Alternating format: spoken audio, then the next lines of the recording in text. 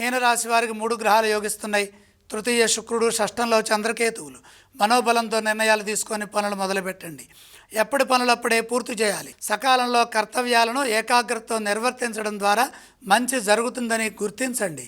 విశ్వాసంతో ముందుకు సాగండి. ఎక్కడా కూడా చెడు ఆలోచించవద్దు. నిరుత్సాహం చెందే ఆలోచనలు చేయవద్దు. దేనిని లోతుగా చూడవద్దు. కుటుంబ సభ్యుల సూచనలు మేలు చేస్తాయి. ఒంటరిగా కంటే సమిష్టిగా కృషి చేయటం మంచిది. ఊహించని కొన్ని ఫలితాలు ఇబ్బంది కలిగించవచ్చు. నిరంతర కృషి విజయాన్ని ప్రసాదిస్తుంది. ఆర్థిక అంశాలు అనుకూలంగా ఉన్నాయి. సాహసోపేతమైన నిర్ణయాలు తీసుకోవడం ద్వారా ధనాదాయ మార్గాలు పెంచుకునే వీలుంది. వృత్తి, ఉద్యోగ, వ్యాపారాల్లో జాగ్రత్తగా కృషి చేస్తే ఫలితం బాగుంటుంది. ఉత్తమ ఫలితాలు రావడం కోసమై సకాలంలో బాధ్యతాయుతంగా ప్రవర్తించండి. ఎప్పటి పనులు అప్పుడే పూర్తి చేయండి. ఊహించని ఫలితాలు కొన్ని ఇబ్బంది కలిగించవచ్చు. ఓర్పుకి పరీక్షాకాలంగా అనిపించవచ్చు.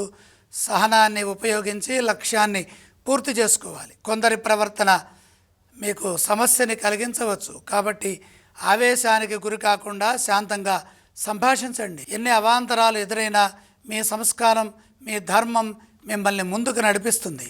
వారం మధ్య భాగంలోనే ఒక శుభయోగం ఉన్నది. మీనరాశి వారు ఆంజనేయ స్వామి వారిని స్మరించడం మంచిది. ఏలనాడు శని ప్రభావం జన్మరాశిలో అధికంగా గోచరిస్తోంది కాబట్టి శని భగవానుడిని దర్శించండి. శని ప్రీతిగా నువ్వులు దానం చేయండి.